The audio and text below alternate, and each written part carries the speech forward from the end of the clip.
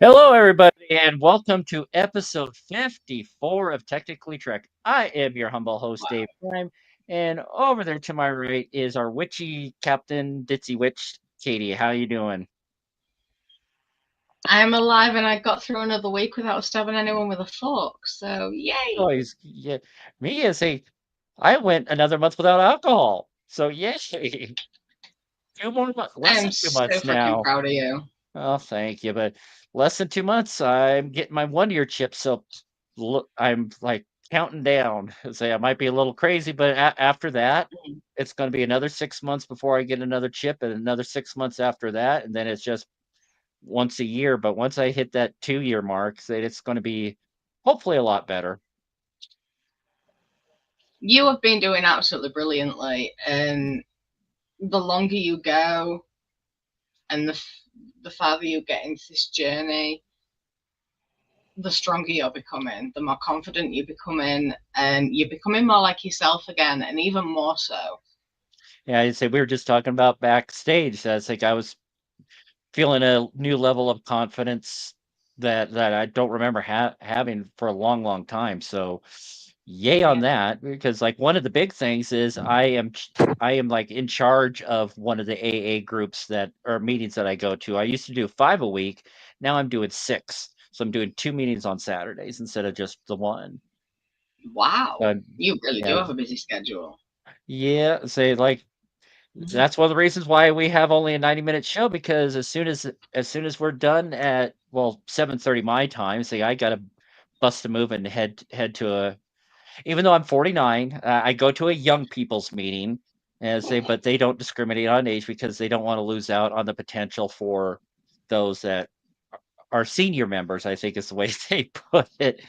Well, yeah, There's a but you're as young as you feel. My exactly. brain says that I'm 18, my body says I'm 118, so it's one of those, it balances out.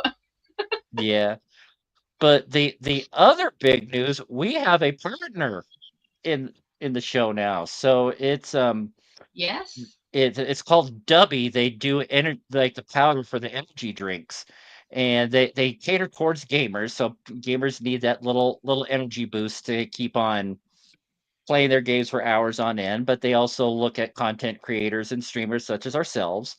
And right now they do have a special. Say you usually get 10% off for the order, but like right now, if you go to W, oh, don't take my away my book. If you Sorry. go to w.gg and put in the code TechTrek, TEKTREK, you get 30% off your order. That ends at midnight tonight. But in the future, say you always get 10% off if you use TechTrek. At least I think that's the code I'm going to go for. I tried another one, but someone already took it. So nuts on that. But anyways, didn't mean to overrun you there, Paigey, but Data gets some giggity action. Hopefully we get Leftwich in here, but yeah, say the W doesn't have any sugars in it. You don't have like the crash they use. I have to read up more on it, and I will be doing some TikTok reviews when I get my starter pack to kind of get an idea of what they have to offer. But I'm looking forward to the partnership we have. So W.GG code Tech Trek. But again, since we're on that 90-minute schedule, and we got 2 people backstage, if I can find the fourplex there. No, we've got Tyson 3. and Travis, how you going, guys? How you doing? I mean, you've done Yeah, such. God damn it! I forgot my comm badge. We've got Phil backstage as well. Not yet. Phil's on his way. No, he's here. Oh, he is? Oh, there he is. Yeah. Oh, whoopsie. There you go. Hey, Phil. You're See, my screen didn't. You were kind of below the screen, my line of vision there, so I was like, oh crap. But by the way, Dave, you have been doing so good that I have actually been shamed into now using my mug. But I will no longer display anything that might be Rocky Mountains that turn blue when it's cold. So, but I guess what's in the coffee cup? Is it the Rocky Mountain Blue or is it other stuff? we'll leave that to our viewers' imagination, but I'm going to say this is our sponsor's drink. And I can say that because that works too. Whatever it is, it's giving me energy. So yeah, one of the flavors I'll have to look it up here. But one of the flavors they have is called Grandpa's Dentures. Huh? Hang on. Yeah. How does one determine what that even? Yeah, I was just gonna ask the same. I one time when I was a very little kid picked up a glass next to my grandma's bed and realized that it wasn't just plain water. Oh, I mean, it looked like Alka-Seltzer, but it wasn't. It was a cleaning agent. Yeah, let's see here. What's the description? Ever heard of a pitaya and mango combo? I'm not sure if I'm pronouncing that word right. Pitaya, pitaya. I'm not sure. It's Grandpa's favorite treat right before bed. That's why his denture water is always tasting pretty good. Those dentures soak in that water overnight and create a really nice concoction of pitaya and mango. It's really sweet and fruity, and you're just happy to still have your grandpa around. Cheers. How? That gives an idea what the partnership is. I mean, this might be the only show they sponsor. Oh my goodness! So another news. In other news, the Naked Now and Dave, you said you had news, or you had bees. Well, yeah, it's like news. It's the sponsorship. Oh, I may have come in a bit. Okay. Yeah, and the 10-month ship that I got last Tuesday. Congrats. Thank you. Like I said, the nice thing about my home group is they pass them out the first 12 months. So for them. Yeah. Can I do the thing? Sure. Is it not working? It's not working now. Now I'm just looking stupid. No, now I just. Oh, there we go. There we go. Oh, yay. Yeah, but wow. That's honestly the only thing I like about Apple products is that you can do that on screen. Do it, yeah. That is literally the only thing I like about Apple.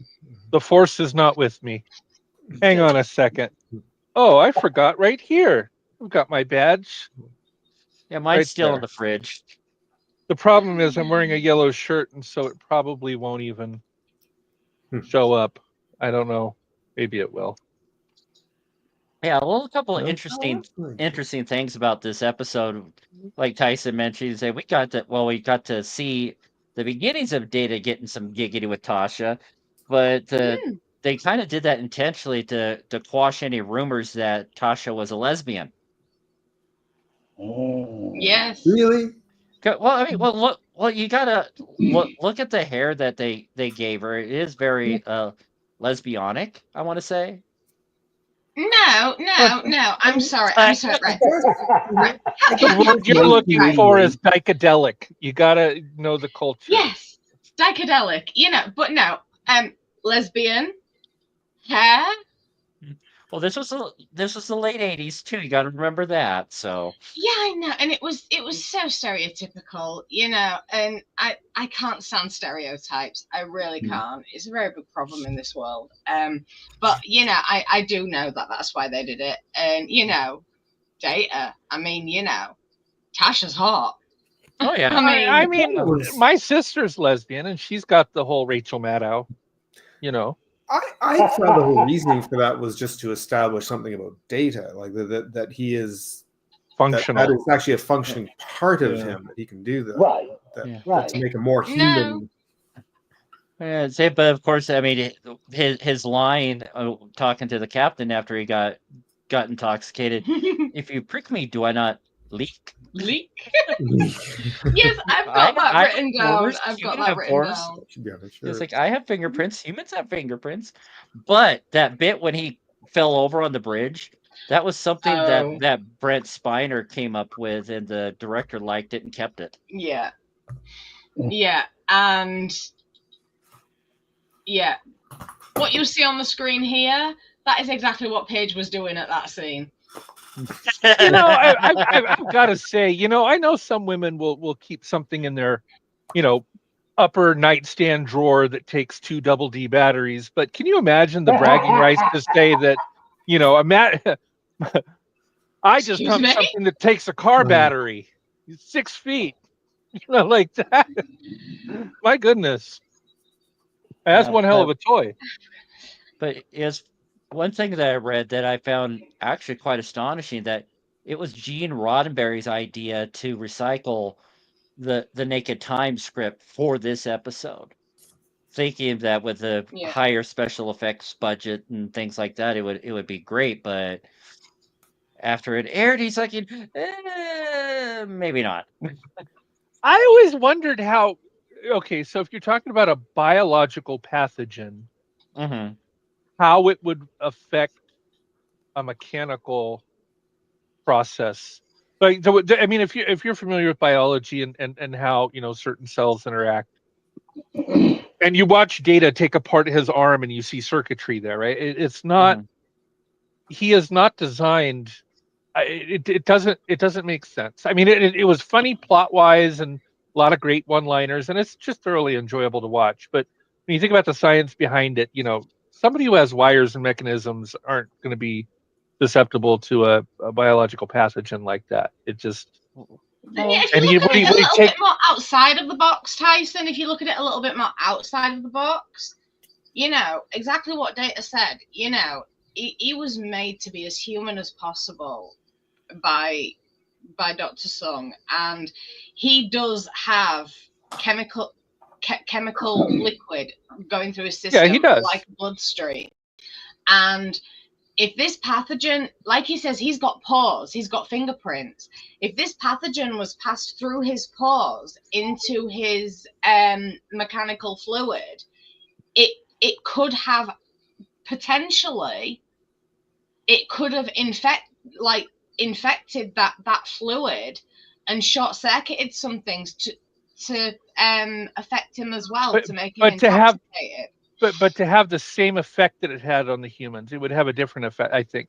And now the only plausible thing that I could come up with is, on your point, he did make him as human as possible, maybe too good, maybe to the point where if his neuronet could recognize the pathogen and mimic the illness that pathogen would cause. But if that were the case, and I mean, it could say that, hey, the biological, the positronic brain recognizes this pathogen. This is the effects it would have on a human. So I'm going to cause your brain to have the same effects because I want, But if that were the case, then he should be susceptible to colds and flus and everything else, and I don't think that's what happened. I think you're looking at it too literal.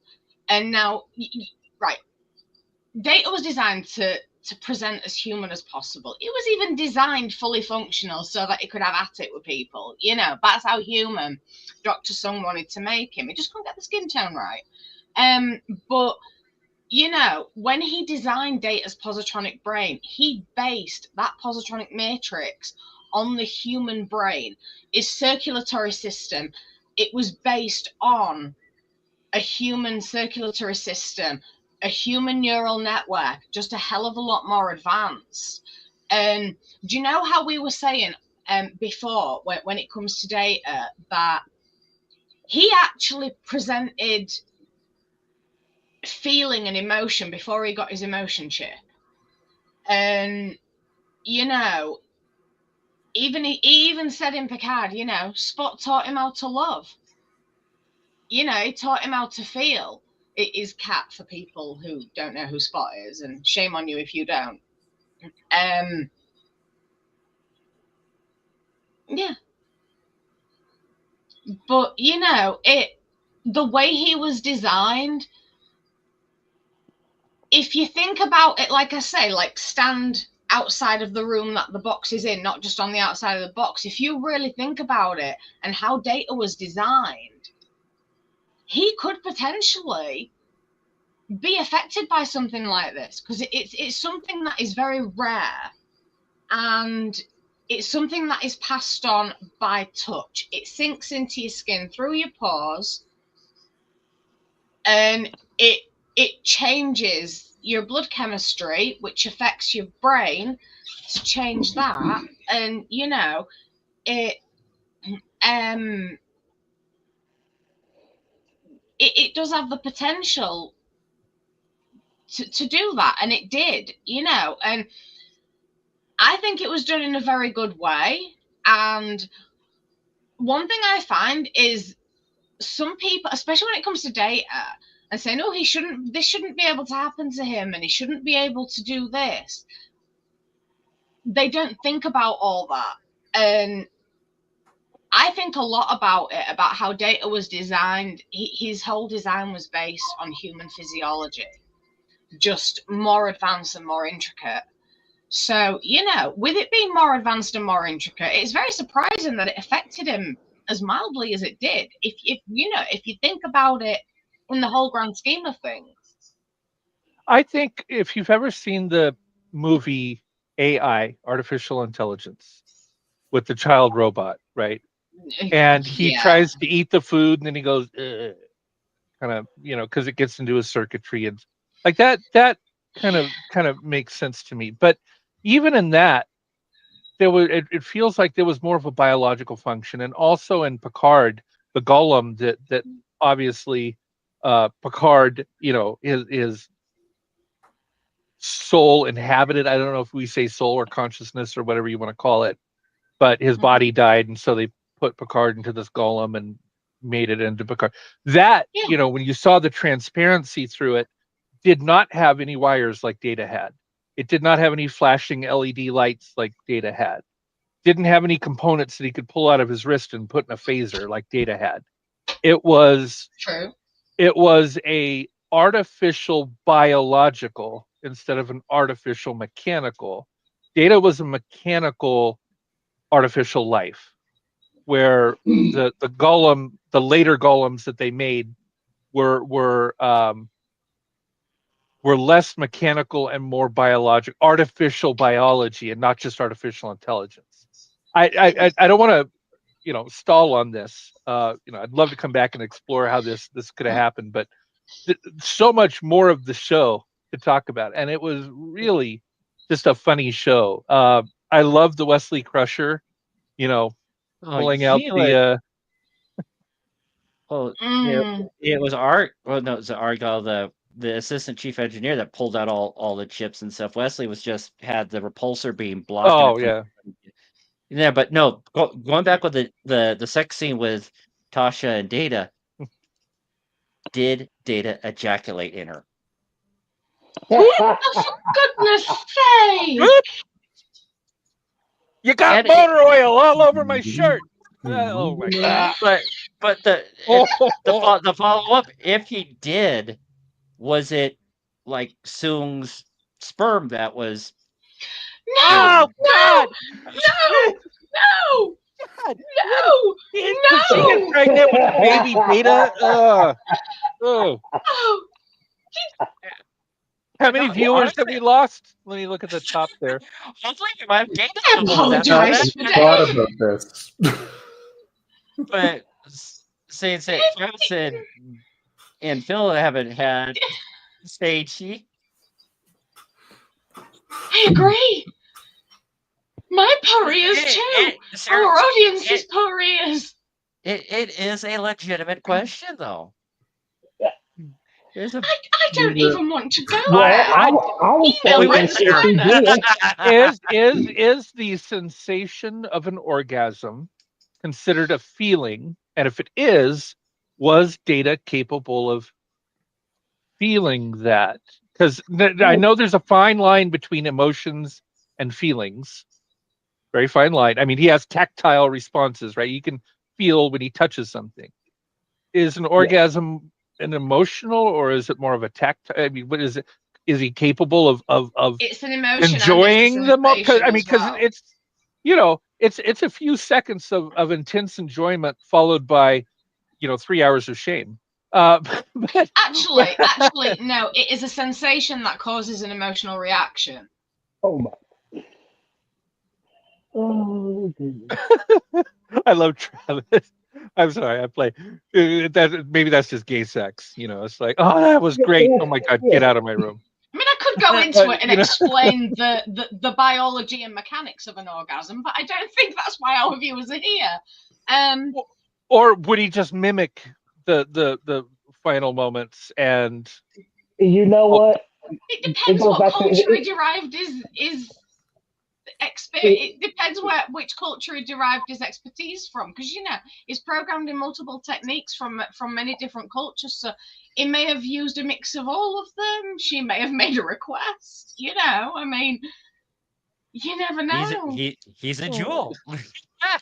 Oh my God! I'm just thinking of her dripping hydraulic fluid from her hoo-ha, and now I'm just. I was gonna say, Tyson. I was gonna say if he did achieve even kind of some fluid transition, transfer, it probably would have been some of his, biolubricant, liquid. You should do a full show on alien sex education. And you know what? One of his subroutines could have been pre-programmed to, mimic after a certain point at a time.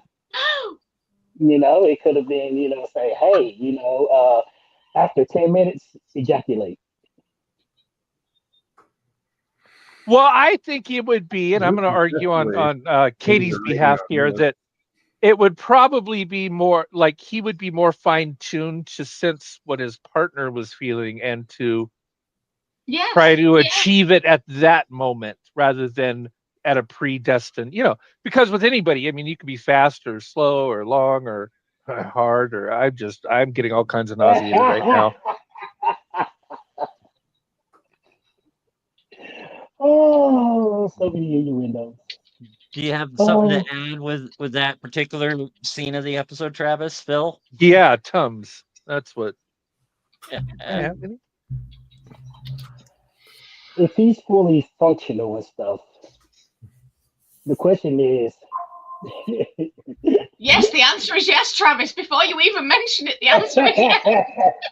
I was just gonna ask, do you think he had any kind of synthetic hair down there? Synthetic what? Hair. No. Pubic hair.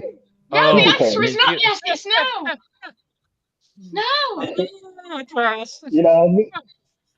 And it would be slicked back like on his head. Would it just be that's like? What I was saying. That's what I was thinking. If it's slicked apart, if it's got a part right down the middle. I know we. But I get that. I mean, if you went down there, it's just like, is Data cut or uncut? Yeah. That would be a good. You know what? That is a good Star Trek question. It's like is he circumcised or uncircumcised? Oh. Yeah. Oh my goodness. I did not even think we'd be And going the this direction measurements. talking about this episode, but they are legitimate questions. And the measurements. Is he like average size, or just who you say, you know what, I'm gonna do above average? You know, I mean, it's like I'm really sorry about your chip and what I'm about to do.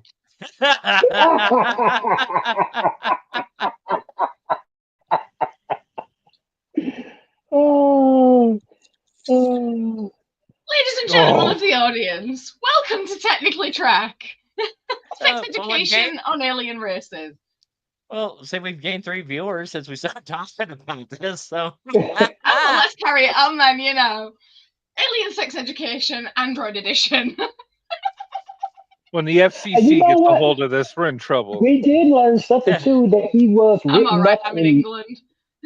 He was written up in several medical journals, or certain, he was, he had some medical journals that he was written up in. So Tasha probably been the only person to know that, the one thing that medical journalists wouldn't know about him.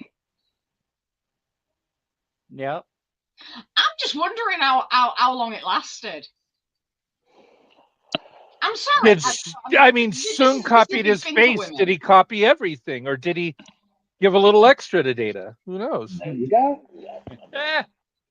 Yeah. I'm just fascinated on like what culture he derived that session from.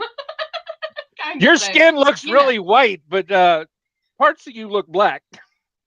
Oh. Oh, my flirting with Travis. Stop flirting with Travis. Get a room that isn't this one, people. You might look like a honky, but you're hung like a donkey.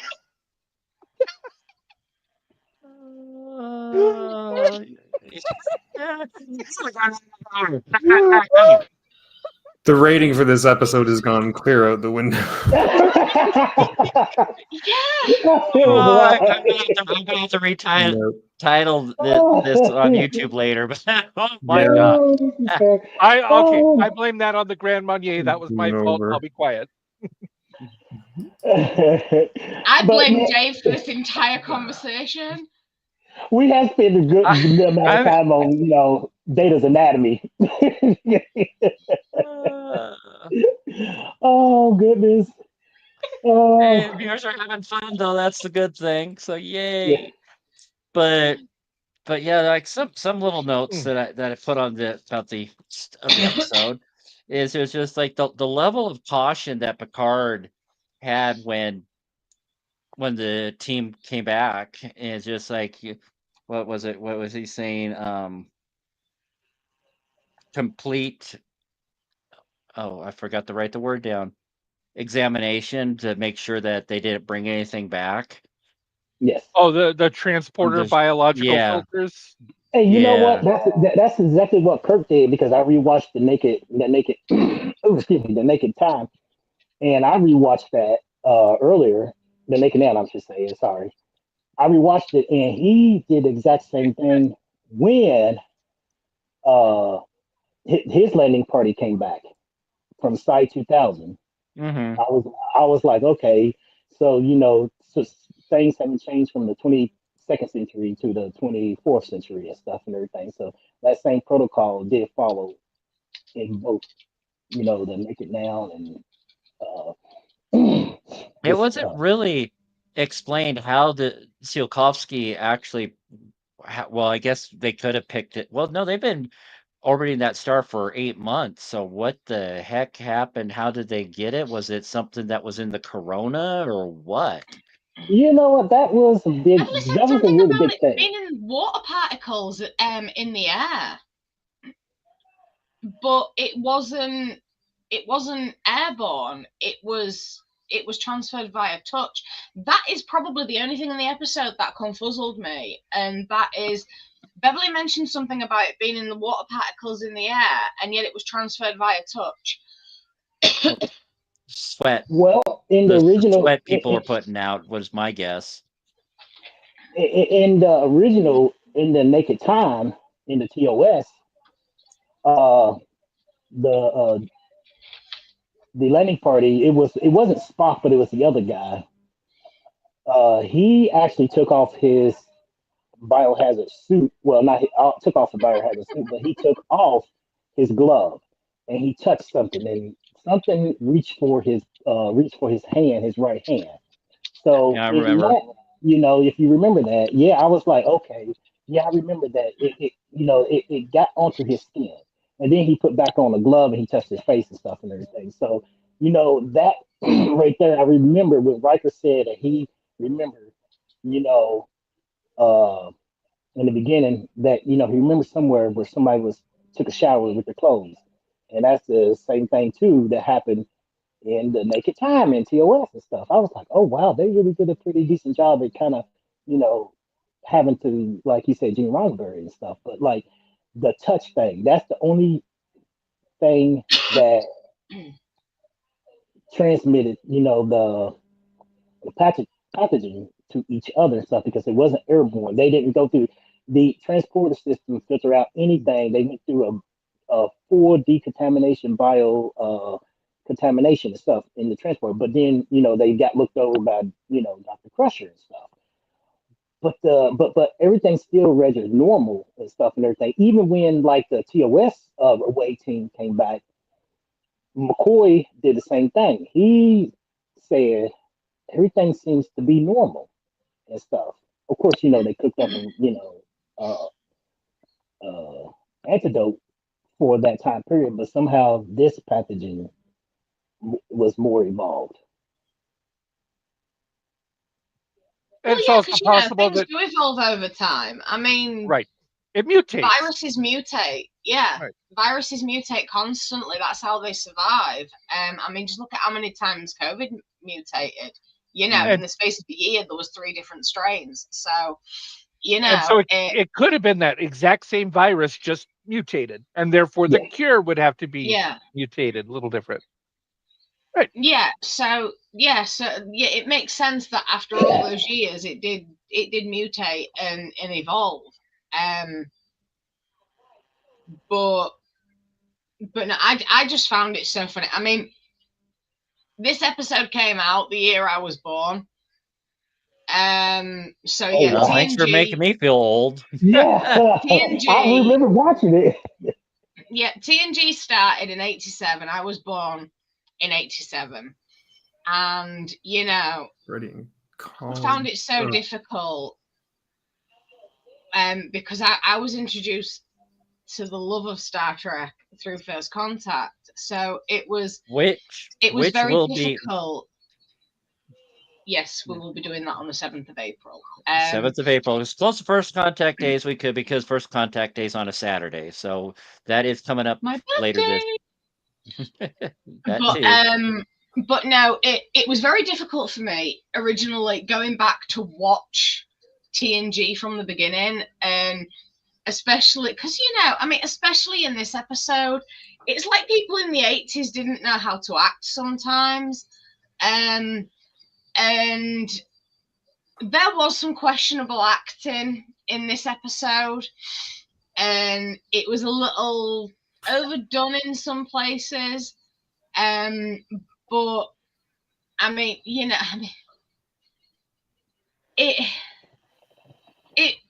I do like this episode for the fun factor.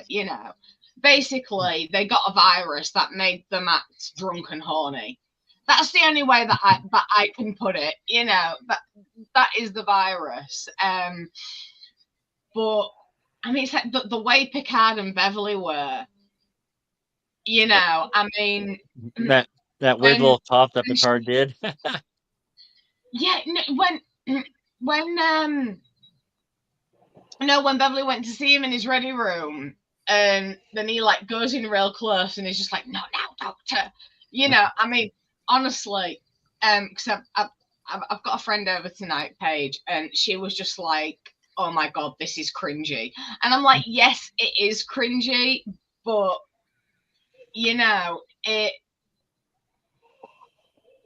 it was just so funny as well." But then the way Tasha was walking down that corridor, and then she just grabbed that bloke and kissed him. It was just, it seemed very forced. And she was actually more. Denise Crosby actually seemed more relaxed, flirting with Brent Spiner, you know, like as Tasha and Data. She seemed more comfortable, basically propositioning Data than she did kissing that random bloke in the corridor. You know, she just it seemed more comfortable. And I mean, there is one bit in this though that I really did laugh, and so did Paige as well. And that's when Picard went to see Beverly in her office, and he did that little skip, and then he's like, "You will address me as Captain." And just the way that he says it, honestly, we were laughing like crazy. But yeah, there are a lot of cringy moments in this, but there's a lot of deep moments in it as well. And I mean, I'd have brought them up anyway, but you know, I actually took notes for this episode. Yeah, and there's actually some notes there from Paige as well. But I actually started writing notes so that I could keep account of how many verbal contractions Data uses. Yeah, that was one of the things with the script is, I mean, sometimes there are 4. There's one where he used is a I'm and then he used like did not or something like that. So he did a little bit of both in one sentence. The first one is when he corrects Riker and he says that's blown out rather than that is. And then the other 3 times was when he was talking to Tasha, when she was propositioning him, when he said I'm sure he meant now instead of I am sure. And then he said, I'm afraid I'm not familiar. He used verbal contractions the whole time there. And there was question. I had to rewind it and like turn the volume up and really listen. When he gets off the examination table and given a clean bill of health, I had to really listen because I thought he said I'm instead of I am, but he actually did say I am. He just said it really quickly. So it kind of sort of sounded like a verbal contraction, but it wasn't. And I did make sure of that. But on the subtitles, because I have to have subtitles because of my hearing, it actually came up as a verbal contraction. And that's one of the reasons why I went back and rewinded it to listen again. But oh yes, and I have a request from Paige. One of you lot need to finish the limerick.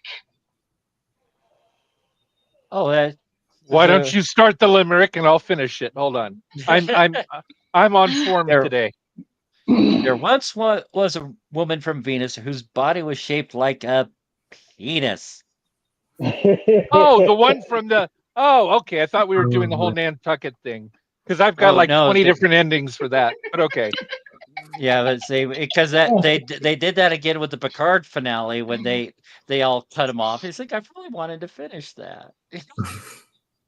One thing that always bothered me is that even today, modern AI can use contractions no problem. It's a very simple rule. This word plus this word, apostrophe T or NT or whatever. I mean, it's a very simple thing. And considering how intelligent and smart in his calculations, why he could not use contractions is mind-boggling to me. It's such a simple rule to write into his program. The only way that it's even possible that he couldn't is if Dr. Soon wanted him to speak clearly and not use contractions and wrote it into his program that he could not. Nope. Well, I'll let Katie go first. Go ahead. Sung did that with Law, and he also gave Law emotions. And he decided because Law kind of went, cuckoo, senior, super senior psychopath. He wanted to start afresh with Data, so no emotion, proper speech. So programmed him not to be able to use, which is what I said. I agree. That he made it so maybe in the future he would be able to, if his like evolution of his program, but he programmed law like that from the start. And I mean, there's obviously some wrong with law upstairs. I mean, he didn't just have a few screws loose. I mean, some of his are completely missing, and but I mean, look at when Data created Lal. When she started using verbal contractions, that and then feeling emotion after that, the using verbal contractions. Yes, it was an evolution of her program, but it was because her program was failing. Her brain was failing, and that's why. And I think that may be what Dr. Sung thought about Law, and that maybe that's why Law was, senior psychopath. Let me ask a question about Lul, and let me finish the whole question before you answer. Mm-hmm. When a human child is born, if that human child is nurtured properly, given proper education, etc., grow up to be, a well-suited person. If that child in its early development years is neglected, tortured, hurt in some, that person's going to be broken. If Lul, now, when Lul came into being, if Starfleet hadn't wanted to take her, if all these things hadn't happened to her, which I think is what caused her to and then break, if that had not happened and she had been allowed to be nurtured and grown, was it a fundamental flaw in what Data did, or is that a necessary outcome from that developmental stage being interrupted by cruelty?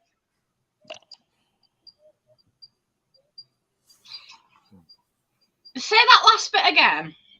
So in other words, if Starfleet hadn't come and tried to take her away from her father, would she have malfunctioned? Yes. I'm not sure. I think that she would. I just don't think it would have happened as quickly. Because Data was worried about it from the beginning, and he started becoming very concerned. Even though he was very proud of her, he started becoming very concerned when she started using verbal contractions. And I do believe that was the start of the degradation of her positronic matrix, and I think that her program was evolving too quickly. I think that a positronic matrix was evolving too quickly, and it would have eventually started to degrade. However, I do believe that there is some merit in what Tyson is saying, and the threat of being taken away from the only thing she knows from her father. I do believe that triggered something to send the degradation off quicker. Well, I get the reason I'm wondering is if she had had more time, let's say that incident didn't happen, and she would have learned gently more skills to cope with situations like a child does. I've been in very dangerous situations, but at 50 years old, I know how to handle them. 5-year-old doesn't. So if she had been slowly nurtured, then when something like that would have come along, she might have been more able to prepare, and it wouldn't have caused that. I don't know. Again, not a point of contention where we need to talk about it for an hour. It's a great thought experiment to wonder, if she had that proper training and love and care, without that Starfleet threat, would she have grown at a slower pace and been able to handle that? I don't know. It's weird. Or was it a fundamental flaw in her design? I think that there was some form of flaw in her matrix, and I do genuinely believe that the verbal contractions were the first signs of it, like early stages, of early symptoms of degradation, so to speak. But I actually believe that if the threat of being taken away from Data hadn't presented itself, I believe that Data could have corrected what was going on in her matrix, and I believe that she would have survived, because I don't believe the degradation would have happened so quickly. But I do genuinely believe that the degradation had already started before that emotional hit, and that was just what tipped it over the edge and just basically made her positronic matrix just go bleh. You know, and I mean, that Offspring is a heartbreaking episode, and if we don't stop talking about it, I will cry. I really will, because that hits me in the feels so badly. So should we add that to the episode list for the future? So it seems Yes, like we're please add an episode that'll make me cry on live on air. You know, I don't mind. But yeah, so yeah, I can't believe we didn't think of that as an episode. But we got like over a year's worth of episodes throughout the whole Berman era, as I keep on like to refer it as. Yeah. But back to the episode itself, I mean, talk about Wesley. I'm surprised he didn't get punched in the face by somebody, because he was being like super geeky, dorky, and Right. just if he was at a school in the 20th century, yeah, he would have been bullied relentlessly based on his behavior in this episode. But the giddiness he had, you mean I'm drunk? It's like, it ain't what it's cut out to be, kid. No, one thing that, I mean, obviously, yeah, it was a virus, so it wasn't exactly like being drunk, but they were all basically saying that everyone was like absolutely rat-assed, and you know, horniness was a side effect of that, obviously, you know, just to make it interesting. But I've worked in a hair salon when I've had like when I've knocked back 6 straight double vodkas, you know, and I've been able to do the hair absolutely fine. You know, I've been very giddy and stuff, but I've still been able to think. And I'm not confused when I'm drunk. I just turn into a peace-loving hippie. But you know, I so wanted to punch Wesley. I'm sorry, I don't like him. You know, at one point I started liking Wesley, but then he went, no, he turned into a right arrogant prick. Can we go back to the whole hair thing? If I knocked back 6 vodkas and I tried to cut some lady's hair, she'd look like Gozer the Gozerian from Ghostbusters 1985. Like, that's how her hair would. I don't know how I've been like really drunk. Like, I've had like what we got I think it was a like 750ml bottle of vodka one night, and I drank at least half of it to myself. Ugh. And I cut my friend's hair, and she said it was the best haircut she ever had, and everyone was asking where she had her haircut, and she was like, oh, she cut it drunk. Not only did I cut it drunk, I used my mother's zigzag crafting scissors to do it, because I couldn't find our haircutting scissors. Like I said, she would look like Gozer if I did it. It would not come out, you know, kind of, you know, it wouldn't. But speaking of haircuts, I did get a trim today. It looks fabulous, dear. Thank you. But no, Wesley was a complete idiot in this episode, and you know, he's a smart idiot, but he was an idiot. Yeah, don't get me wrong. You know, I admire him for his intelligence. I do. But his intelligence makes him so arrogant, and I cannot stand people like that. You know, yeah, fair enough, he did help save the ship, but you know, he was one of the reasons it was in danger in the bloody first place. But he was just. Do you know like Homer Simpson when he throttles Bart? You know, I wanted to reach through my screen and just And yeah, I really didn't like him in this episode, in particular. And I mean, I've got a note here from Paige. You know, obviously he doesn't realize, because he's intoxicated. Basically, he's got this virus. He doesn't realize what he's doing. So, like, he doesn't really understand the consequences. And, you know, would he feel guilty afterwards? You know, I mean, is Wesley capable of feeling guilt?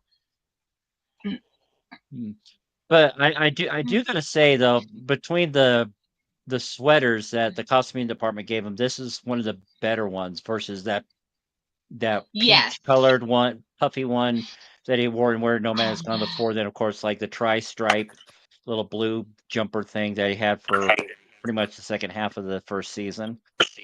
No, I much prefer his outfit today. I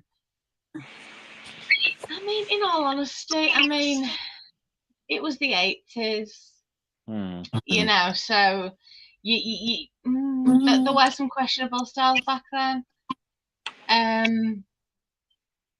But yeah, this was a better outfit choice for him.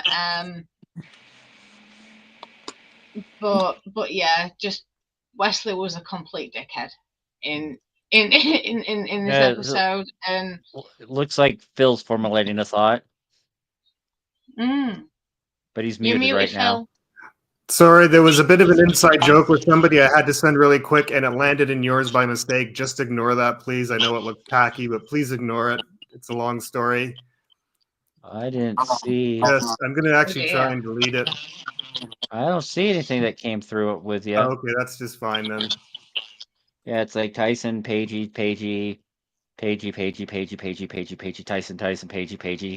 Tyson. Okay, understand. Katie. Yeah, nothing there for at least the last 20 minutes from you. Okay. But that is very interesting.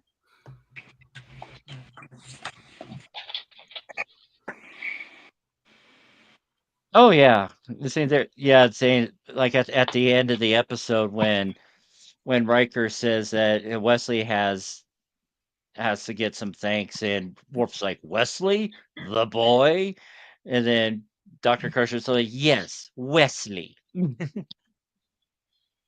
Oh yeah, proud mama bear. Oh, total. But there, sorry. Oh dear.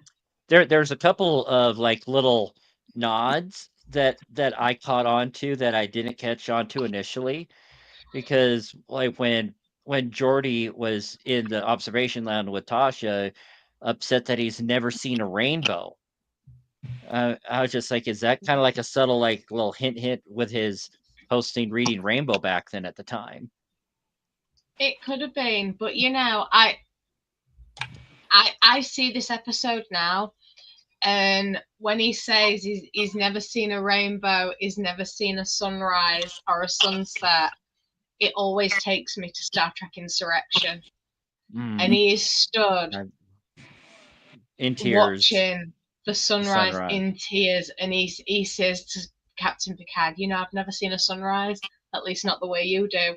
And it always makes me so emotional because, you know, I mean, yeah, again, another note from Paige.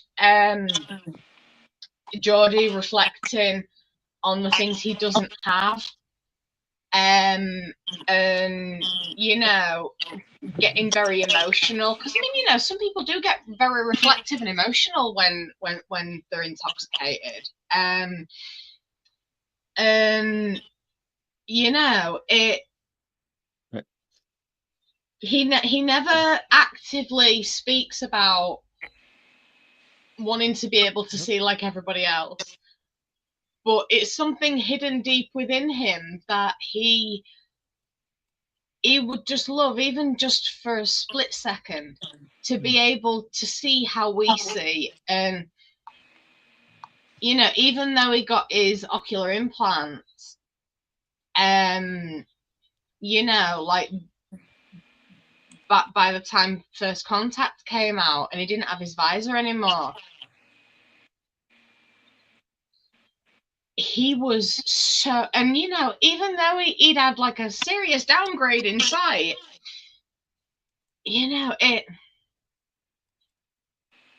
was a beautiful thing when he was watching that sunrise. Mm. And that's what I see now when I watch this episode and he talks about that. So yeah, that was a beautiful moment for me, like watching it like repeated, knowing what I know, like having seen it all. And it's a much more beautiful moment now, obviously, now that I've seen it all, looking back on it. But yeah, that was quite hit me in the feels. Yeah, say Tyson, I thought you just bailed on us No. because it's the time for your radio net. No, my rural internet crept up and kicked me out. I thought I had been exodus from this from this chat, but I wasn't. Yay.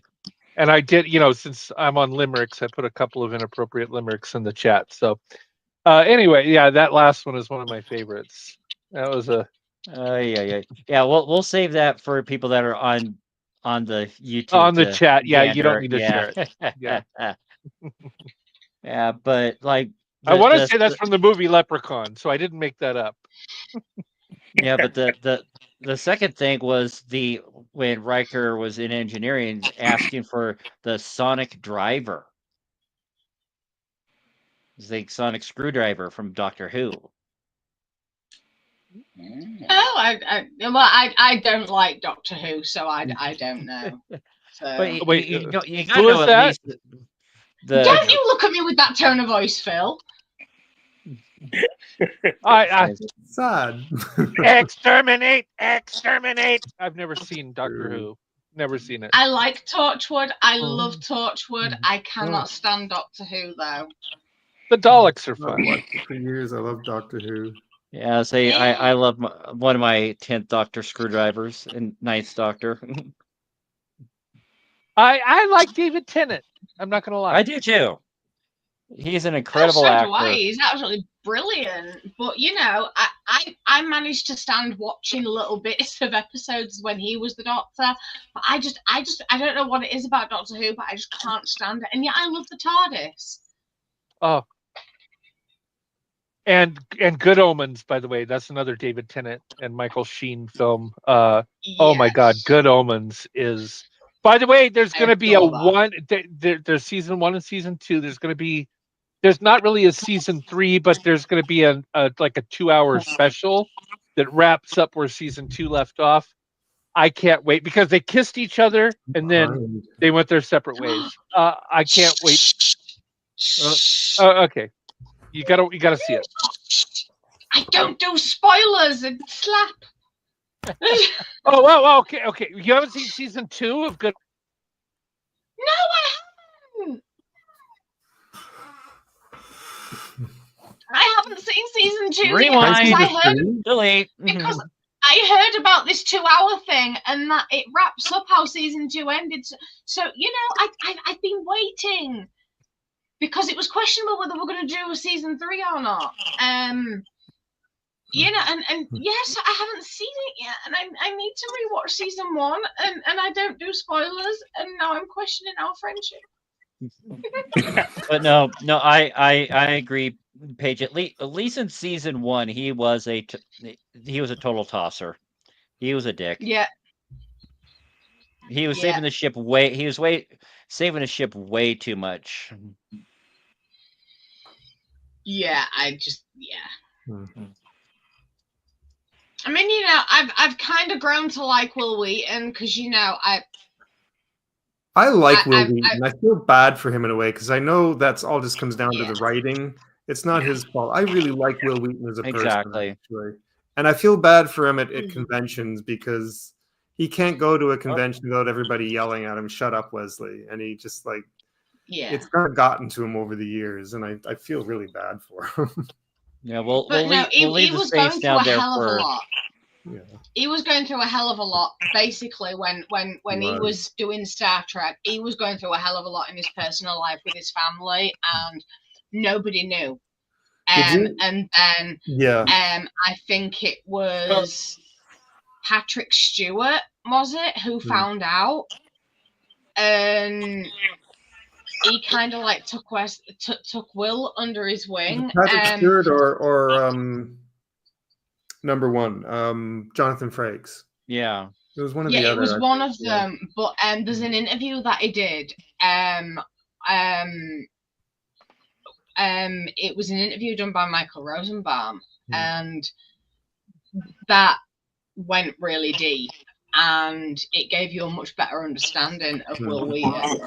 Do you know when probably the best interview that Will Wheaton's ever done? When they started Next Generation, they were still shooting the Stand By movies, Me, like original series movies. That too. I don't know if you heard about this. Will Wheaton wanted to meet William Shatner, and Shatner was awful to him. Shatner was, and it just turned him off of Shatner forever. He was horrible to him. And Roddenberry tried to make Shatner go apologize to him, and even that was kind of like didn't go over very well. Well, you know, this is why I can't stand William Shatner, and I can't even stand watching anything with him in it because it's I can just about manage to watch Generations, because he's only in it for like 20 minutes. Yeah. You know, but other than that, I cannot stand watching anything with William Shatner. You know the running gag about Generations that he died with the bridge on him. Yeah.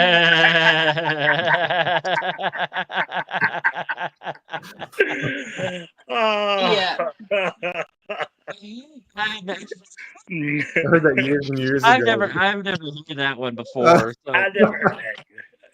Oh my.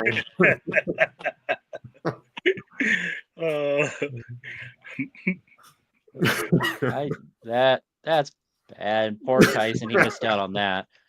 As it looks like his internet winked out on him again. How rude. Well, we'll just leave it blank down there for a few more minutes because I think he's getting close to his radio net. So.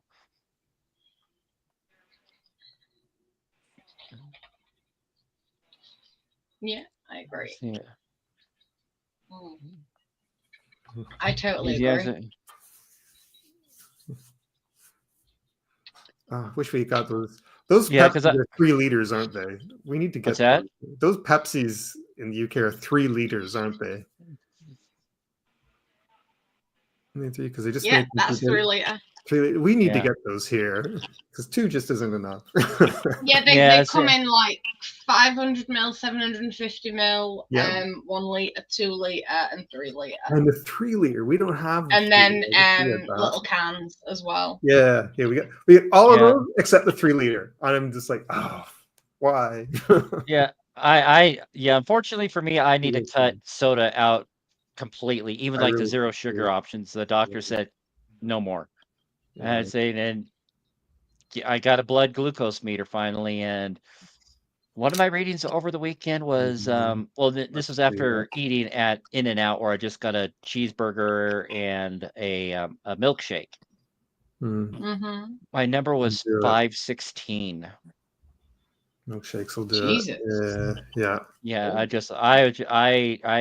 I let out an audible gasp. I thought I was going to be high, but I was like, I don't think I've ever had a reading that high. As we get older, we run closer to the risk of diabetes too as we age. So I definitely got it, but this morning I was at I think a 296. It's still high, but that's the lowest number I've had since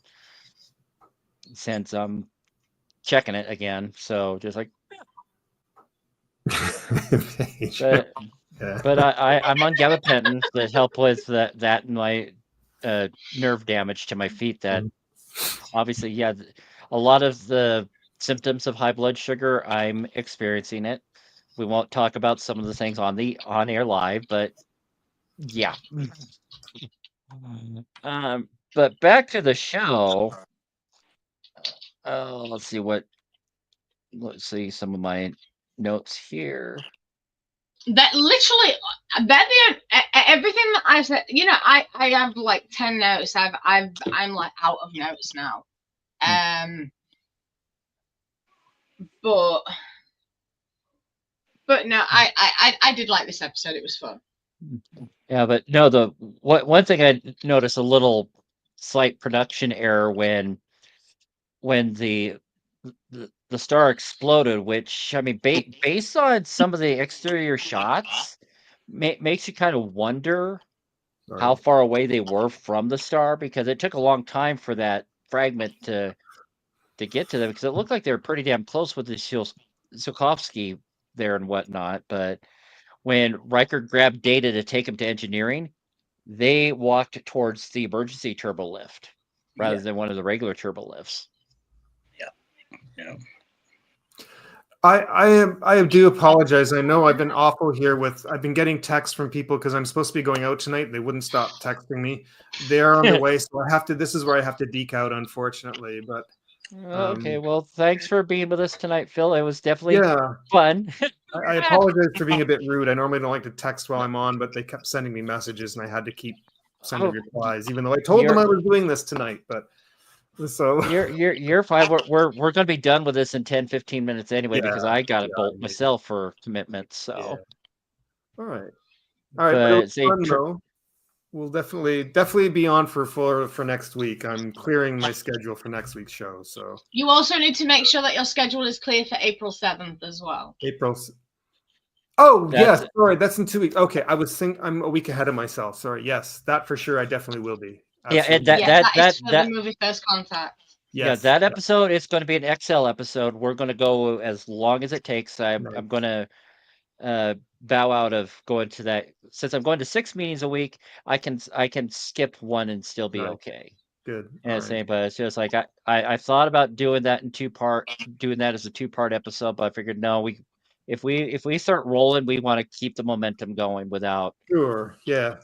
I think the record. And it'll be a belated celebration of my birthday as well. So exactly. Hats all around, people. Oh yes, we know. Anyway. Although I will warn you, I'm going on a night out on my birthday, so I'll be just going into a fibro flare. So I'll just I will be. I'll have hot water bottles. I'll probably be drugged up on tramadol.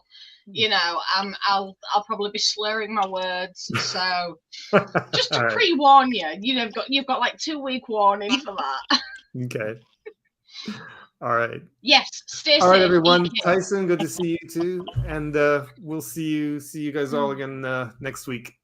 All right. Hasta la pasta, my friend. Bye. See you soon, darling. I don't think Tyson's coming back, so make Travis a little bigger. Say what are some other things from the episode, Travis? Since we've been like just gabbing like crazy in here, not giving you a real opportunity to talk tonight. It's all right. I like to sit and listen.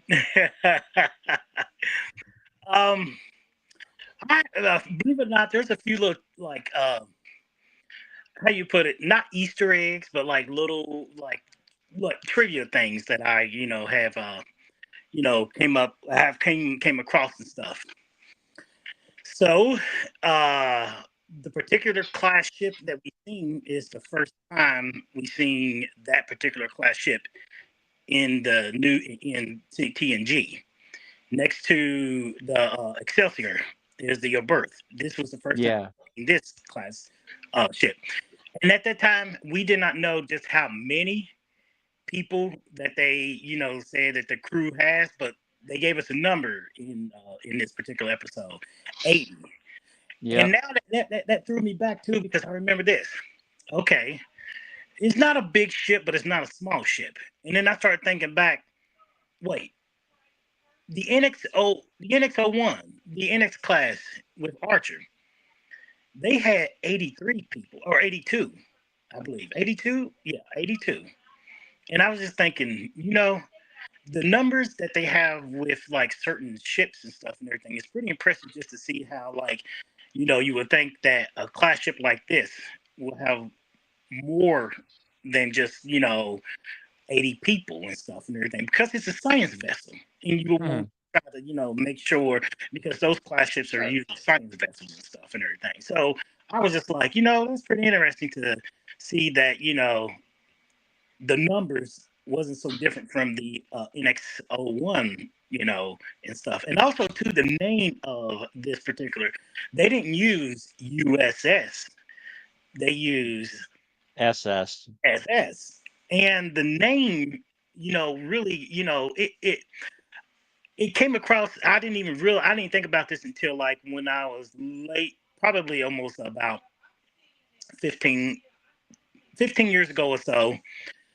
And I heard the name, and I was like, you know what? That name sounds so familiar, because I said, yes, I remember hearing that name in Star Trek before. I never put two and two together until recently and stuff.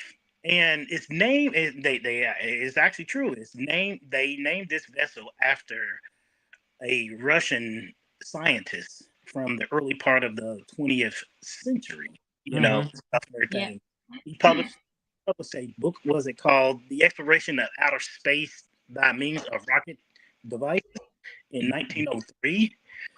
And I remember that because I seen that on Ancient Aliens. And then I remember that Warner von Braun actually used his calculations and stuff when he was working for the Nazis at the time and stuff, and he developed the V1 and the V2 and stuff, and the means of helping the U.S. achieve going to the moon and stuff and everything. So I was pretty impressed to know that at that time they still used, of course, Russian, scientists and stuff and everything, the name and stuff. Yeah. And everything. I was pretty impressed about that and everything. And the dedication plaque on the bridge was in Russian as well. So really, yes. Yeah. If you look at the shot of Data on the bridge, it's all in Russian characters. It's the only, I think it's like the only time a starship had a language other than English on the dedication plaque. Absolutely. Yeah. I was pretty amazed when I was like, what? There's a lot that I didn't take when I was young when I seen this. I just enjoyed watching it, but I just didn't. Not until I got older, I went back and rewatched it. I'm like, okay, there's a little subtlety that I enjoy with this, the stuff and everything. And then the one thing too that got me, it was so funny that this is the first time we saw a chief engineer for this particular starship. Yeah, and they had quite a few chief engineers in season 1 before they promoted Geordi to that role in season 2. Right. I was like, because I know this is the third episode, if you can say the third episode, into the operation. Yeah, that begs the question. The other thing, because I mean, Encounter at Farpoint, I mean, technically was episode 1, and this is episode 2, but because they break up in syndication, they break up Farpoint into 2 parts. That makes it episode 1, episode 2, which yeah. And it was one of those things where I was pretty impressed with just how they really start off on the bat. After the pilot episode, they went back to the TOS, like you said earlier. They went back to TOS, and they had that little correlation and stuff. I'm like, what? I remember that episode. I remember when I was a kid. I remember seeing that particular episode. It never get really thought about until I went back and rewatched it today and stuff. And I was like, okay, you know what? That's really, I like how they really did the passing the torch, homage and stuff and everything. It's like the next. It's always good when they do that, though. Huh? It's always good when they do that, like pass the torch, because it's like showing progress, and basically saying it's okay to move on, kind of thing. I like that. Yeah, talking about that makes you wonder if that's something that Gene was thinking about doing, is to kind of placate. I'm not sure if that's the right word, or just to like appease the fans of the original series, because there was a lot of pushback. I remember when they came up with Nick Fury, says you can't have Star Trek without, you can't do it without Spock. We're going to boycott, blah blah blah. And this is 1987, before the internet was out and all that. So, social media and stuff. People wrote in the campaign. People wrote to the studio and stuff. I mean, it was a different time. And now look, people would say, "Oh, they love TOS or TNG over TOS." People love the characters over these characters in TNG over the originals and stuff and everything. And you look at it, everybody has their own, feelings towards each series and stuff. But I like that, we got them not sticking with just at that time. Gene Roddenberry was like, you know what? I think it's high time that we branch out and expand Star Trek. Yeah. And I like that little connected thing with because these episodes because the Naked Time, Naked Now, and seeing something that happened, be like, wait, it just came almost like full circle with because in the original series, the episode came out. It was the 5th episode, and it came out in the first season of TOS. And I was just like, oh wow, I never really thought about that, and it to me it makes me appreciate just how they want to keep and make sure that fans look. This is what they call the next generation. That's why they named it the next generation. It's not going to be what you guys know, what the Kirk and Spock and everything. It's going. We writing a whole totally new next generation because people like us were upcoming newer generation of liking Star Trek, and they know just like how we see now their appeals because a lot of people at that time were getting older. Their fans were older, and they wanted to bring in the youth. Mm-hmm. And just like the next generation, Deep Space Nine, Voyager, and stuff, and now and stuff, like a lot of us, some of us older ones are kind of like biting our tongue with some of the new stuff, But in a sense, yeah, and I find that so freaking funny because everyone. You see, I understand loyalty, and it's like I said before, I have a deep respect for TOS because it was the birth of a legend. But it really makes me laugh because there's, like you said, that TOS like passing the torch, and the torch was passed along, and then it went from TNG to DS9 and Voyager, and it progressed, and the years go by, stories continue, new crews, new starships, new parts of the galaxy, and then people are complaining because Star Trek is no longer contradictory in its storylines. There's better acting. William Shatner's not in it, so yay, and people are complaining because of that. And it's like, hold on a minute, you want better storylines, you want more action, you want consistency, you want to solidify canon, and it's just like, that is exactly what people have got, and now all of a sudden, Star Trek is so woke. Hold on a minute. It's been woke since '66. Exactly. It's been woke since the beginning. And it's just like, hold on a minute. Why are people complaining so much? Because they've been given what they've always had. It's just updated. It's progressive. Better storylines, different storylines, more alien races, a deeper dive into the alien culture, and it's like people complain about that.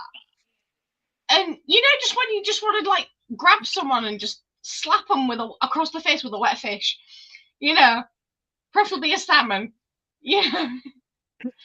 Oh, darling, you don't know the half of it. You should watch the old shows.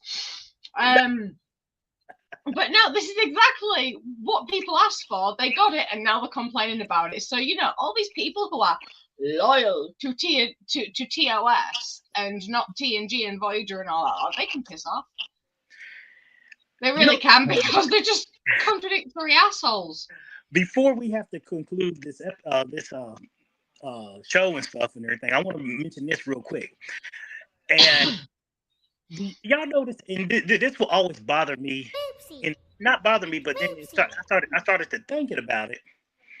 Is when that particular fragment that exploded from the star went straight towards both starships, and I'm like, of all directions in the three-dimensional universe, that particular chunk was heading directly towards them.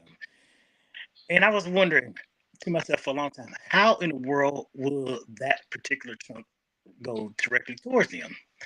Then I just came up with some sort of scientific logic and everything else. It's like what both of these ships have in common that probably will attract something like that. And I will have to say, I mean, of course they didn't have the warp field wasn't engaged, but something had to do with probably their warp engines. Something had to do with the way the way I don't know, just something about how the trunk was going straight towards them. It's like infinite directions and stuff and everything else. It just happened to go directly towards them and stuff and everything. And I'm thinking it has to do with something because the ships was attracting it. The only reason why it will go that way and stuff and everything because both ships was pulling it towards them and stuff and everything. That's just my little thought about that. It's like, man, it's a three-dimensional universe. Any direction will be different. That particular, and then like they pointed out something, how close they were to this red giant because it was going to be going into a was that a white dwarf, and I'm thinking, yeah, if it was, it seemed like they was too close to the star, from my opinion. But at that time, it did seem like they were.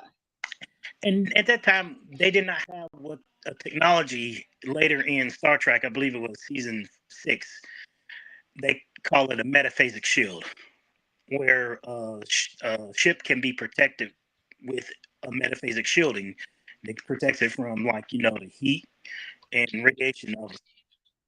But this was way before then and stuff and everything. But that was my little nitpicker for a long time. And then I was just like, they never explained it, but I was just thinking if somebody was to say why in that direction, why was that piece just in infinite direction?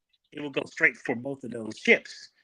And I have to say, I mean, it has to probably do because both ships have warp cores or something that was pulling to them when it exploded. Sorry, I started getting a lot of texts from people. I just like, oh crap. Okay. Yeah, it's just not all of them do have warp cores. Sorry, I was just thinking that. Because we know that things can attract like warp engines can attract stellar objects. They can pour things and stuff like that. So I just was like something simple because what do both of them have in common? They have warp cores. Yeah, but no, Tyson was also one of the texts I had. Yeah, his internet totally zonked out. Yeah, he's able to pull up the channel, but everybody's say when Katie posted Paige's quote about Wesley being a tosser, it's just a whole bunch of spinning orbs for all of us. That's Q messing with him. What's that? Yeah, Q messing with him. Definitely. But no, we're actually very lucky that I was able to co-host tonight because my internet has been it's been a right dickhead.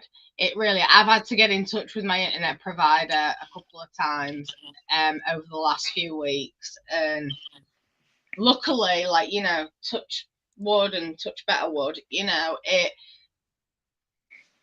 it seems to be working okay. But a few days ago, it was cutting out on a simple bloody WhatsApp call. So, yeah, internet is... You see, apparently Mercury's in retrograde again, so it could be that. Yeah, I heard someone talking about that the other day. Is Mercury in retrograde again? Because I'm just like having issues. Yeah, I think it's in retrograde with Pluto, I think. Or is it Venus? Or it could be no, Pluto? Venus. Or it could No, be Venus. taking over. What was that? It could be Skynet taking over. Yeah. Skynet can piss right off. Honestly, if we're having a rise in AI, I will have no problems in blowing it all up. I'm just saying, I won't be, if it's going to be like a Terminator Rise of the Machines, I'll put an end to it straight away. Because, me and technology, we have that love-hate relationship. I hate it, but I have to whisper sweet nothings to it for it to work properly.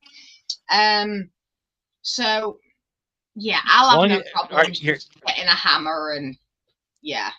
As long as you're not whispering motorcycle cop as one of those sweet nothings. No, I don't go that far. I don't go that far. That's one of my favorite bits from the Muppet movie. Is they whisper sweet nothings in my ear. Motorcycle cop. It's like, that's not a sweet nothing. No, I don't go that far. Yeah, before we wrap, because we had the Boimler scream, so we just got a few minutes to go. Well, one thing too, I realized is this the first time we ever seen Star Trek when they went from duotronic to isolinear chips, isolinear processors and stuff and everything. The first time you seen chips being like instant chips and stuff like that and used, and it's like I remember the duotronic, when they say duotronic when it comes to Star Trek and everything else, that was an older form of computer technology and stuff and everything else. But this is the first time we've seen isolinear chips and stuff and everything. I remember when in the Relic, the TNG episode of Relic, when Scotty came back and LaForge was talking to him about certain things, he said that 40 years ago in his time that they went from duotronic to isolinear processors. So this was I like that little continuity thing where it's like, oh, okay, yeah, that makes sense. And he gave a little timeline when they went from duotronic to isolinear. Oh, definitely. Good little tidbits. They were where I fail, you step up. So I appreciate that, Travis. You're welcome. Rain Man of Trek. So hey, I got the direction right. yeah. So next week we're talking about, in the past we're going to go for an Enterprise episode, which in my mind they did a good job of this because when we had the last Outpost, there's never official first contact with the Ferengi, and say of course we get another episode of Trip in his underwear. Oh yeah, yeah. Acquisition. But yeah, Archer of course gets woken up, but they don't know that they're Ferengi, so and of course they kind of retcon the Ferengi a little bit with this episode because they aren't the savages from the last Outpost, so they are more DS9 Ferengi. Right. They knew of and them. We get to see. Oh, I always forget his name. What's his name? Ethan Phillips. Yeah, but no, or am I thinking of another episode? Oh, what's his name? He plays tons of characters in Trek. Jeffrey Combs? Yes. Isn't he one of the Ferengi? No. Ron Howard. I thought he was. Yeah, Ron Howard, who was like the kid in the Corbomite maneuver. He's in it. He's also the homeless guy in why am I blanking on the past prologue or past tense? Yeah, his brother's is one of the Ferengis. Right, Jeffrey Combs. Let's have a look. He played Liquidator Brunt in Deep Space Nine. Yeah. Yeah, I know, but I could have sworn he was in. No, Ethan Phillips, I believe, is one of the Ferengi, right? And then he was Clint Howard, and then like some other guy. Yeah, Clint Howard. Mm-hmm. But yeah, it is the bottom of the hour. Right. Well, at least the sun is still mostly up, so it's yay daylight saving time. Not sure Yeah, what our clocks page. are going forward. Oh, Oh yeah. Data was just a man possessed. Like, It's pretty. It was pretty. It's definitely. pretty. It was pretty yeah. good. Then when Picard gave him the hypo, he just like.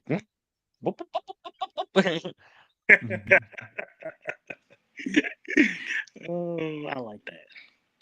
Yeah, but see, I got to bounce, so we're gonna call it good for tonight. So have a great. Let's try that again. Have a great week, everyone, and may Spock be with you. Peace and long life. Toodles.